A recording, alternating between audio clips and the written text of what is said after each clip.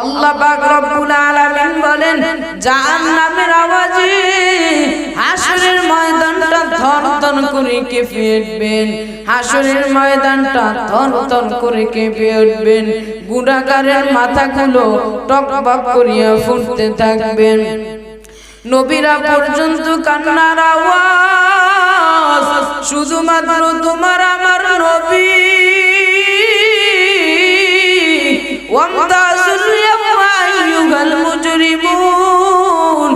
নবী সিজদায় পড়ে কান্না শুরু করবেন আর বলবে দয়ার মালিক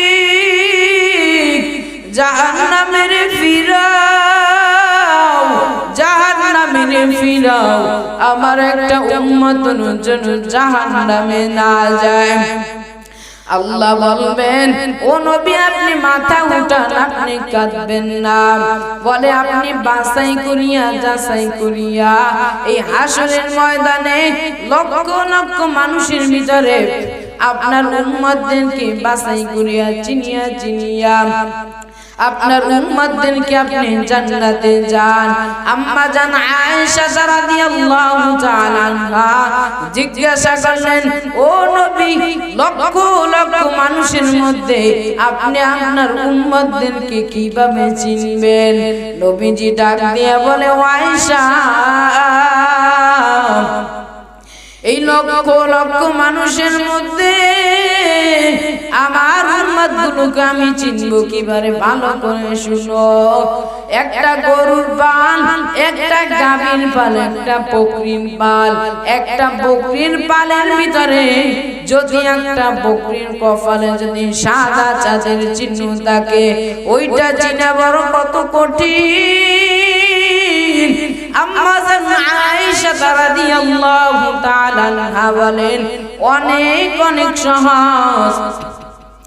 আল্লাহ পাক রব্বুল আলামিন বলেন ওই আল্লাহ পাকের দোস্ত মুহাম্মদ সাল্লাল্লাহু আলাইহি ওয়াসাল্লাম বলেন আপনারা আমার উম্মতদেরকে যারা পাঁচ বেলার ওযু বানাইয়া নামাজ আদায় করেছে, যারা মসজিদে যাইয়া নামাজ আদায় করেছে, যারা আমার সুন্নাত আদায় করেছে, যারা গায়ের ভিতরে পাঞ্জাবি লাগাইছে, মাথার ভিতরে টুপি লাগাইছে, ওই উম্মতদেরকে আমি কিভাবে চিনবো? বলে লক্ষ লক্ষ মানুষের মধ্যে ওই যারা পাঁচ বেলার ওযু বানাইয়া নামাজ আদায় করছে বলে তাদের অঙ্গগুলো নূরের আলোতে জ্বলতে থাকবে। সুবহানাল্লাহ। আল্লাহ পাক রব্বুল আলামিন আমাদেরকে সবাইকে পাঁচ বেলার ওযু বানাইয়া নামাজ আদায় করার মতো তৌফিক দান করুন বলে আমিন। ও পর্দা অন্তরের আম্মা জানেরা ভালো করে শুনে নাও, আল্লাহ পাক যেন সবাইকে এই মহিলাদেরকে আল্লাহ যেন নবীর যে সুন্নাতগুলো বলেছেন এই সুন্নাতগুলো সবাইকে পালন করার তৌফিক দান করুক বলি আমিন। কি যে উপায় হবে আমার মরণে, কি যে উপায় হবে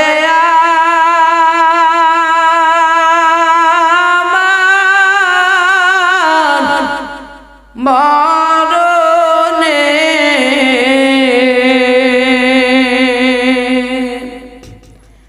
কেমনে দিবা জাহান্নামে ফালাইয়া, কেমনে দিবা জাহান্নামে ফালাইয়া। আপন হাতে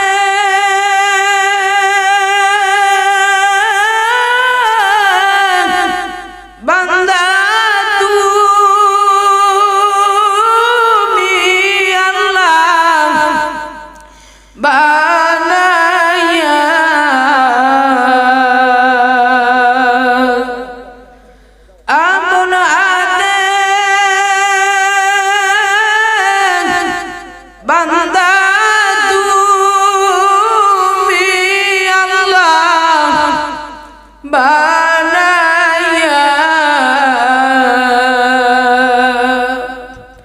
কেমনে দিবা জাহান্নামে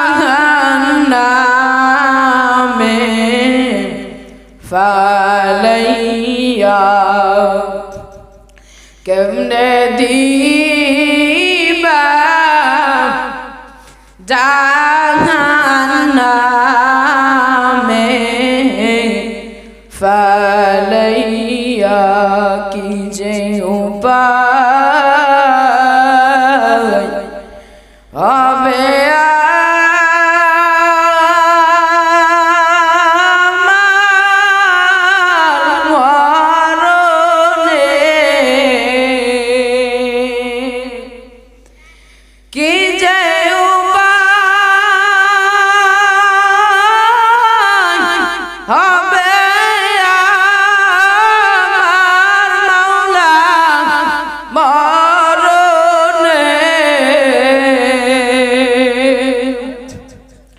কেমনে দিবা জাহান্নামে ফালাইয়া কেমনে দিবা জাহান্নামে ফালাইয়া আদর রিয়া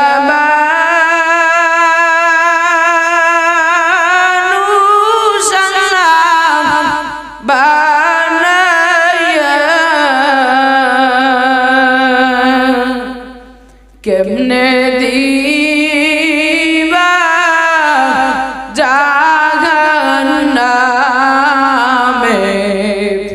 ফালাইয়া কেমনে দিবা জাহান্নামে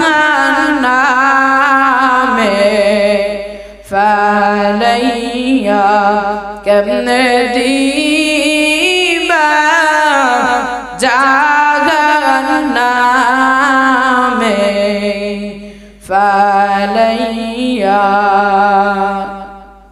এর নবীর উম্মতের দল আমার নবী উম্মতের জন্য কান্না করতে পারে হাউমাউ করে আমার নবী পর্যন্ত কান্নার আওয়াজ ও বান্দা তুমি কেমন নবীর উম্মত হইলা যেই নবীর সুন্নাতগুলো পালন করতে পারো না গত কয়েকদিন আগে একটা ঘটনা শুনেছি ঢাকার একটা বান্দা কয়েকদিন হিন্দু ছিল হিন্দু হওয়ার পর তিনি মুসলমান হইলেন মুসলমান হওয়ার পর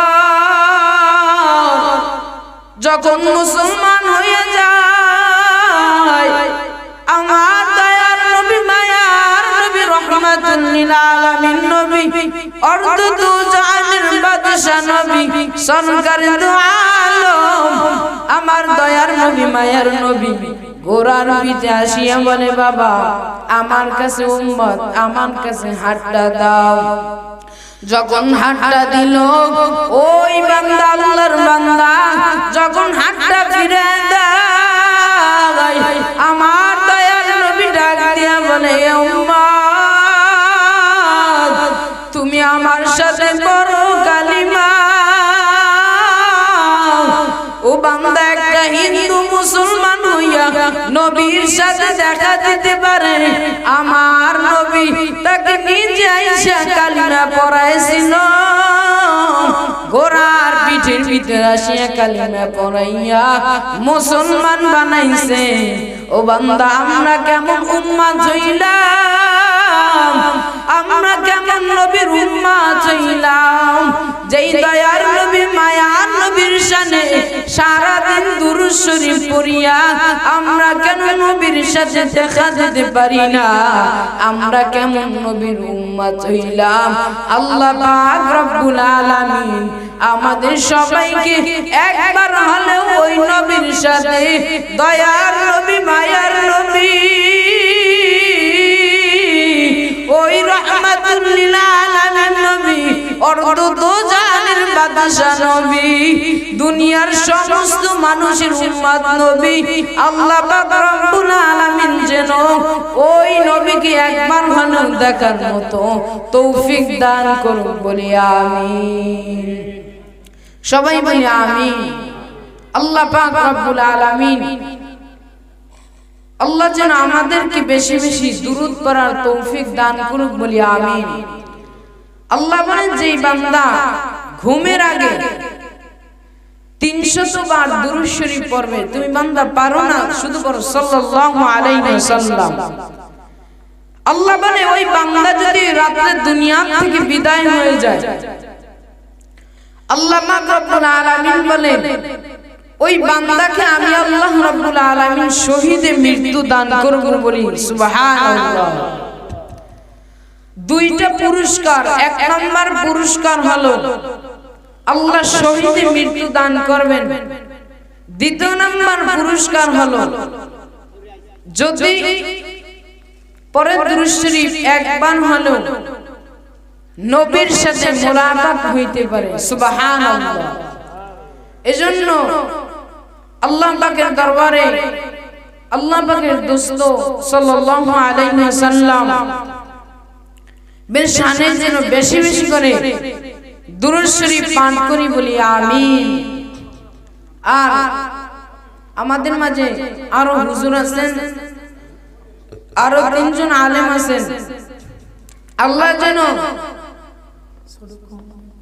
আল্লাহ যেন তাদের মুখ থেকে ভালো কথা বের করার মতো তৌফিক দান করুক, বলি আমিন। আর খাস করে আমার জন্য দোয়া করবেন। আমি কওমি মাদ্রাসায় পড়ি, আল্লাহ যেন আমাকে ভালো একজন আলেম বানায় দেয়, বলি আমিন।